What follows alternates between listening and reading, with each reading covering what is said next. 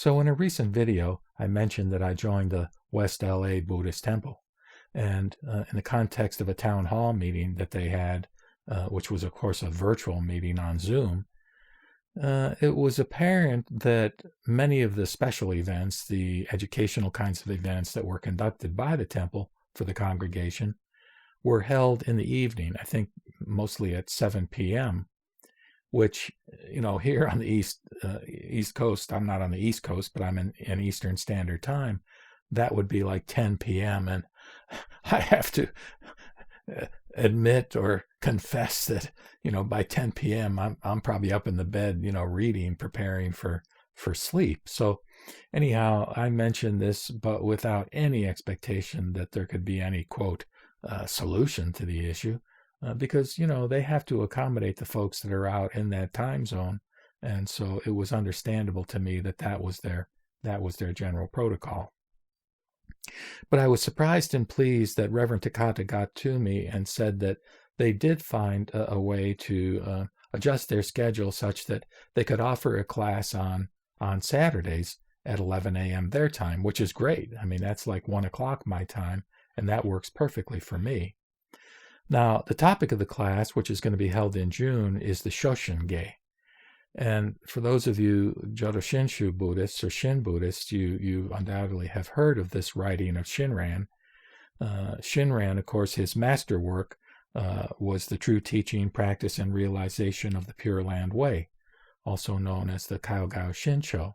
And within that masterwork, within that wonderfully profound sort of explication of excerpts from various sutras to reinforce and articulate his interpretation, particularly of the Pure Land Sutras, but of Mahayana Buddhism in general, within this great work in Chapter 2, which is called The True Practice of the Pure Land Way, there exists this set of verses. Shinran provides these verses that really, in only 120 lines in 60 verses, really expresses the content, the core content of the Shin Buddhist doctrine.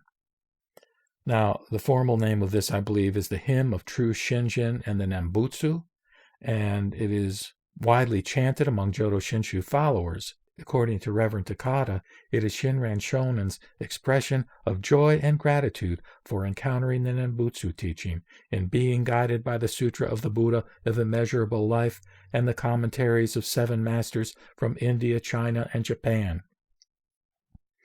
And again, for those of you who are familiar with the Shin Buddhist tradition, you'll be aware that Shinran identified these 7 masters, these 7 historical figures, who each one sort of more and more refined the nature of the doctrine. And within these verses, Shinran references these various patriarchs. Now, back about 5 years ago, I actually recited this Shoshinge, and I did so with permission from the Jodo Shinshu Seiten English Translation and Editorial Committee. The version that I recited was from the Collected Works of Shinran, Volume 1, which is called The Writings, which was published by Jodo Shinshu Hongwanji-ha in Kyoto, Japan in 1997 as part of the Shin Buddhism Translation Series. In any case, what I wanted to share was the fact that back at that time, I've gone through an evolution of using different microphones, and the one I used at that time wasn't as good as the one I'm using now. And so my friend Sean, who originally is from Hong Kong but currently works as a pharmacist in the United Kingdom, and he and I do these many videos that have the Chinese and English text screens, but he's quite a whiz with audio enhancements. So I sent him the clip and asked him to sort of enhance it, if you will, with his magic.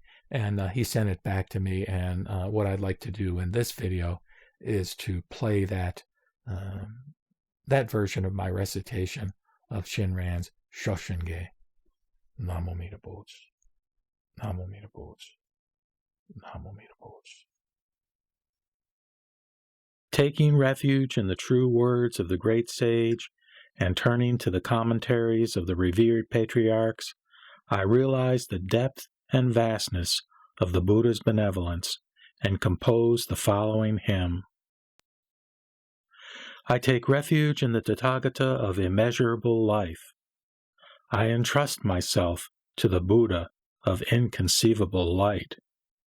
Bodhisattva Dharmakara, in his causal stage, under the guidance of Lokesvara Raja Buddha, searched into the origins of the Buddha's pure lands, and the qualities of those lands, and their human beings and devas. He then established the supreme incomparable vow. He made the great vow rare and all-encompassing. In 5 kalpas of profound thought, he embraced this vow, then resolved again that the name be heard throughout the 10 quarters.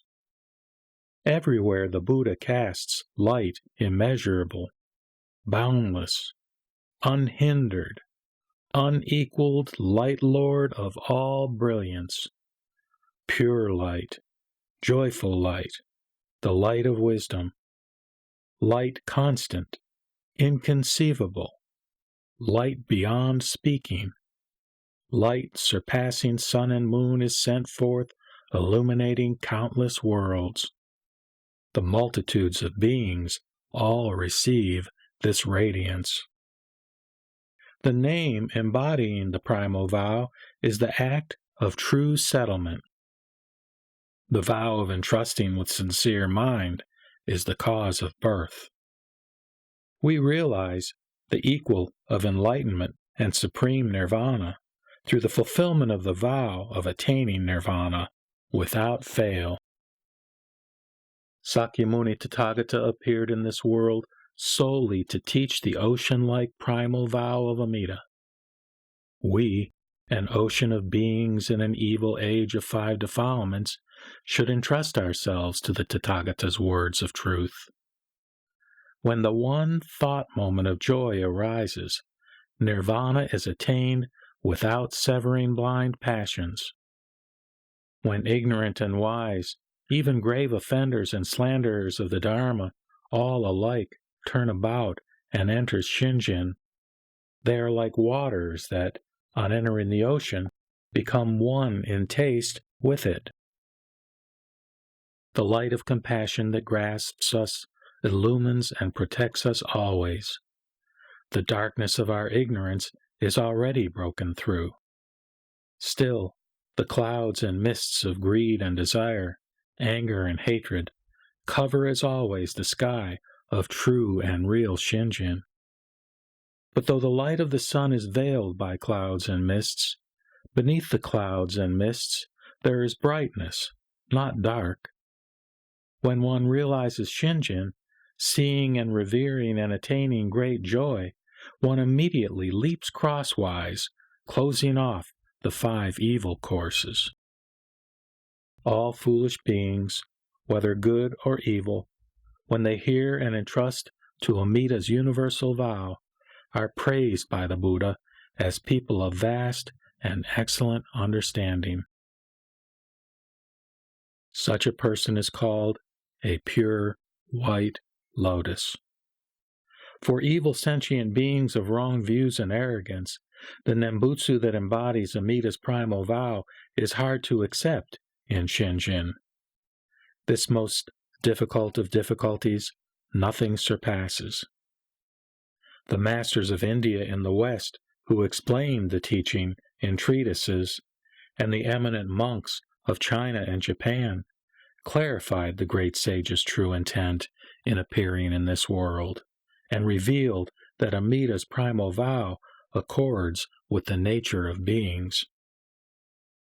Sakyamuni Tathagata on Mount Lanka prophesied to the multitudes that in South India the Mahasattva Nagarjuna would appear in this world to crush the views of being and non-being. Proclaiming the unexcelled Mahayana teaching, he would attain the stage of joy and be born in the land of happiness. Nagarjuna clarifies the hardship on the overland path of difficult practice, and leads us to entrust to the pleasure on the waterway of easy practice. He teaches that the moment one thinks on Amida's primal vow, one is naturally brought to enter the stage of the definitely settled. Solely saying the Tathagata's name constantly, one should respond with gratitude to the universal vow of great compassion. Bodhisattva Vasubandhu, composing a treatise, declares that he takes refuge in the Tathagata of unhindered light, and that, relying on the sutras, he will reveal the true and real virtues, and make widely known the great vow by which we leap crosswise beyond birth and death. He discloses the mind that is single, so that all beings be saved by Amida's directing of virtue through the power of the primal vow. When persons turn and enter the great treasure ocean of virtue, necessarily they join Amida's assembly. And when they reach that lotus-held world, they immediately realize the body of suchness, or Dharma nature. Then, sporting in the forests of blind passions, they manifest transcendent powers. Entering the garden of birth and death, they assume various forms to guide others. Turning toward the dwelling of Master Tan Luan, the Emperor of Liang always paid homage to him as a bodhisattva. Bodhiruchi, master of the Tripitaka, gave Tan Luan the Pure Land teachings, and Tan Luan, burning his scriptures on immortality, took refuge in the land of bliss. In his commentary on the treatise of Bodhisattva Vasubandhu, he shows that the cause and attainment of birth in the fulfilled land lie in the vow. Our going and returning, directed to us by Amida, come about through other power. The truly decisive cause is Shinjin. When foolish beings of delusion and defilement awaken Shinjin, they realize that birth and death is itself nirvana. Without fail, they reach the land of immeasurable light, and universally guide sentient beings to enlightenment. Tao Chou determined how difficult it is to fulfill the path of sages, and reveals that only passage through the Pure Land gate is possible for us. He criticizes self-power endeavor in the myriad good practices, and encourages us solely to say the fulfilled name embodying true virtue. With kind concern, he teaches the three characteristics of entrusting and non-entrusting, compassionately guiding all identically, whether they live when the Dharma survives as but form, when in its last stage, or when it has become extinct. Though persons have committed evil all their lives, when they encounter the primal vow, they will reach the world of peace and realize the perfect fruit of enlightenment. Shan Tao alone in his time clarified the Buddha's true intent. Sorrowing at the plight of meditative and non-meditative practitioners and people of grave evil, he reveals that Amida's light and name are the causes of birth. When practitioners enter the great ocean of wisdom, the primal vow, they receive the diamond-like mind and accord with the vow in one thought moment of joy. Whereupon, equally with Vaidehi, they acquire the threefold insight and are immediately brought to attain the eternal bliss of Dharma nature. Genshin, having broadly elucidated the teachings of Sakyamuni's lifetime, wholeheartedly took refuge in the land of peace, and urges all to do so.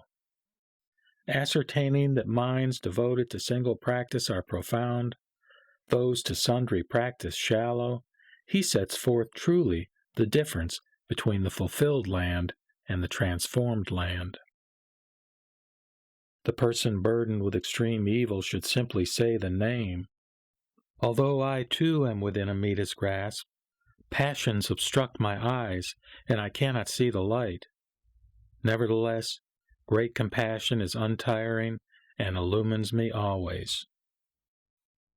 Master Genku, well versed in the Buddha's teaching, turned compassionately to foolish people, both good and evil. Establishing in this remote land the teaching and realization that are the true essence of the Pure Land Way, he transmits the selected primal vow to us of the defiled world. Return to this house of transmigration, of birth and death, is decidedly caused by doubt. Swift entrance into the sea of tranquility, the uncreated, is necessarily brought about by Shinjin. The Mahasattvas and masters who spread the sutras save the countless beings of utter defilement and evil. With the same mind, all people of the present, whether monk or lay, should rely wholly on the teachings of these venerable masters. Here ends the hymn.